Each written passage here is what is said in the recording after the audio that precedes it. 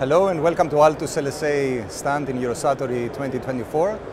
This year we are showcasing our product Altus 8 and then more specifically in Kerberos configuration. Kerberos configuration is Altus 8 octacopter heavy duty heavy payload platform equipped with 2 Acheron missiles from MBDA. The aircraft has high capabilities. It may be a multicopter, but it has high performance capabilities. It can stay in the air for 3 hours, and this is achieved by a unique and very sophisticated hybrid engine that combines electric and thermal fuel combustion engine. The mission of Kerberos is multi-domain strike missile capabilities. One